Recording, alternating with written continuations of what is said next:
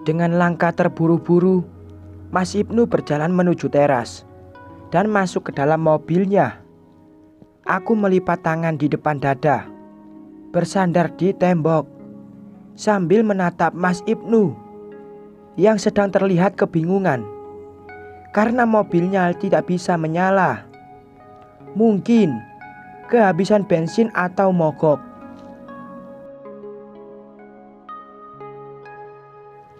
Biarlah, aku tidak mau terlibat. Lebih baik masuk dan merapikan kamarku yang masih berantakan. Ponsel di saku celanaku terus saja menjerit. Ada panggilan masuk dari Abraham, mantan tunangannya Lucy. "Assalamualaikum, Bram," sapaku pada lelaki berambut panjang yang ada di ujung sambungan telepon. "Waalaikumsalam, Mai. Aku mau minta tolong sama kamu. Kira-kira kamu bisa nggak, Mai?" jawab Abraham. "Minta tolong apa? Bisa ketemuan nggak?" Aku berpikir sejenak. Ada apa? Abraham mengajakku ketemuan. Apa ini tentang Lucy? Sepertinya aku tidak bisa menemuinya sendirian. Takut menjadi fitnah. Karena biar bagaimanapun, aku ini masih istri sahnya Mas Ibnu. Aku tidak mau sampai ada orang yang melihat dan berprasangka buruk terhadapku. "Kamu tenang saja, Mailah. Nanti ada Nina dan Akbar, teman aku.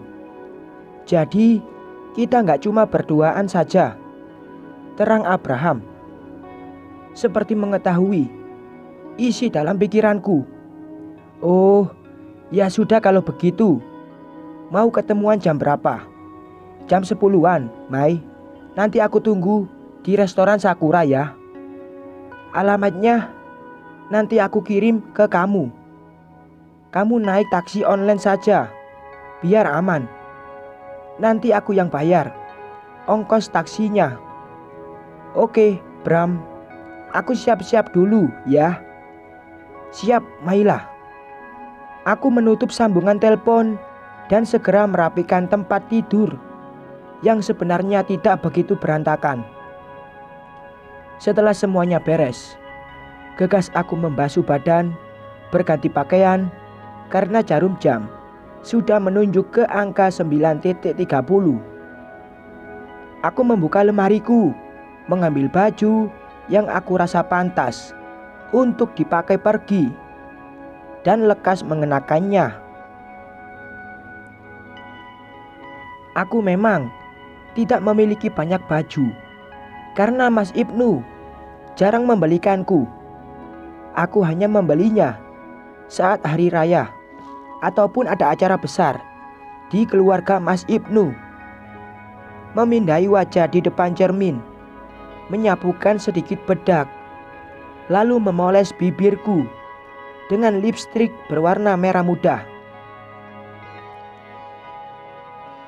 Ternyata kalau aku dandan, gak jelek-jelek amat kok. Aku memuji diri sendiri dalam hati. Sebelum akhirnya keluar dari kamar dan berpamitan kepada ibu. "Mau kemana, Mai?" tanya Lucy sambil menelisik tubuh ini dari ujung kaki hingga ke ujung kepala. "Dandanan kamu kayak orang mau kondangan." "Norak," celetuknya lagi, membuat aku mulai geram. "Masa sih?" Aku merangkul pundak Lucy, membimbingnya perlahan ke depan kaca, dan menyuruh dia memindai wajahnya sendiri. "Coba kamu lihat, aku norak, tapi punya harga diri. Sedangkan kamu modern, kulitnya putih. Walaupun karena disuntik putih sih. Kan aku tahu, aslinya kamu itu hitam, dekil, dan kumel." "Ups, Maaf, aku keceplosan. Menutup mulutku dengan telapak tangan. Udah gitu, jadi pelakor lagi. Aku tertawa mengejek. Lucy mengangkat tangannya ke udara.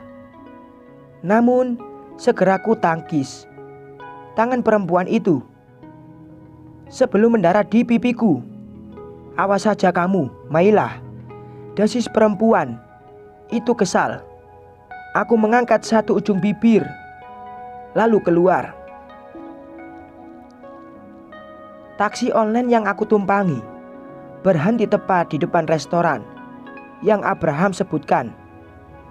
Aku lekas turun mencari Abraham di dalam restoran tersebut dan melambaikan tangan ketika melihat dia serta dua orang lainnya sedang bercengkrama di meja paling pojok. Kenalin, Mai, ini teman aku, namanya Nina. Ini suaminya, namanya Akbar. Abraham memperkenalkan dua orang temannya. Aku menjabat tangan Nina sambil menyebut nama dan menangkupkan tangan di depan dada kepada suaminya. Aku terus menatap laki-laki yang sepertinya aku kenali, mengingat-ingat di mana aku pernah bertemu dengan pria itu dan siapa lelaki tersebut. Mbak, mantan istrinya Ibnu ya? Tanya laki-laki yang duduk di samping Abraham itu. Aku terkesiap mendengar pertanyaan dia. Mantan istri? Saya masih istrinya, Mas. Ngomong-ngomong, Mas ini siapa ya? Soalnya saya merasa kayak pernah mengenal Mas. Aku memberanikan diri untuk bertanya. Saya bosnya Ibnu, jawab pria itu. Oh, jadi Mbak masih istrinya. Saya minta maaf. Soalnya waktu itu dia memperkenalkan istri barunya yang bernama Luciana. Dan dia bilang sudah berpisah sama Mbak. Sekali lagi saya minta maaf. Lelaki bermata sipit itu menangkupkan tangan. Perempuan yang dia bawa itu bukan istrinya, Bar. Itu selingkuhannya. Dan lo tahu nggak? Selingkuhannya itu tunangan gue. Jadi gue sama Maila itu sama-sama korban. Sambung Abraham sambil mengepalkan tangan. Kilat kemarahan tergambar jelas di mata coklatnya. Sorry, gua benar-benar nggak tahu. Parah juga si Ibnu ya. Terus sekarang apa Mbak Maila masih bertahan sama suami seperti dia? Tanya Akbar. Entahlah Mas, saya ingin mempertahankan hak saya. Kalau saya main tinggalin dia aja kan keenakan gundiknya. Aku maunya mereka pisah dulu, baru aku tinggalin suami aku, jawabku dengan nada serak. Jujur, rasanya tidak nyaman sekali karena harus membahas masalah pengkhianatan Mas Ibnu dengan orang yang tidak aku kenal. Kinerjanya dia sekarang jelek. Sudah beberapa hari ini juga dia selalu telat datang ke kantor. Kalau tidak ingat, jasa-jasa dia yang ikut andil dalam perkembangan perusahaan saya. Sudah saya pecat dia, Mbak. Nina menimpali. Duh, jangan sampai dipecat dulu. Anakku masih butuh biaya buat mondok.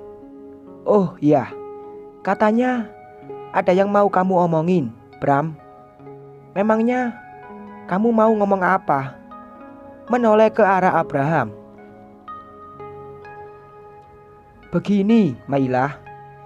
Nina ini teman sekolah aku sama Akbar. Dia itu punya toko bunga yang sudah lumayan rame. Tapi karena Nina lagi program hamil dan harus istirahat total di rumah, jadi toko bunganya nggak ada yang ngurus. Niat kami itu mau minta tolong kamu buat ngurus toko bunga itu. Kamu itu kan bisa merangkai bunga dan suka sama tanaman. Makanya aku merekrut kamu. Sistemnya bagi hasil gitu, Mai. Terang Abraham panjang lebar. Bagaimana, Mbak Maila? Nina menatapku. Kayaknya boleh juga, Mbak. Biar aku punya penghasilan dan tidak melulu mengandalkan gaji suami. Apalagi sekarang ada gundiknya di rumahku. Sudah pastikan uangnya itu dibagi ke gundiknya suamiku juga.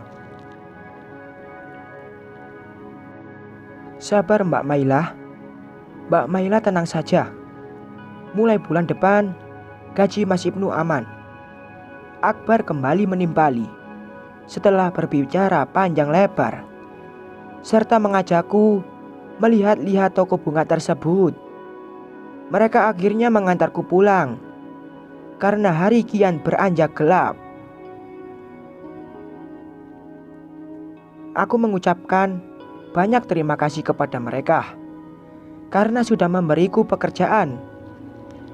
Sebab aku yakin di usiaku yang sudah tidak muda ini pasti sulit sekali untuk mendapatkan pekerjaan. Karena kebanyakan perusahaan lebih memilih menerima karyawati yang masih muda dan baru lulus kuliah.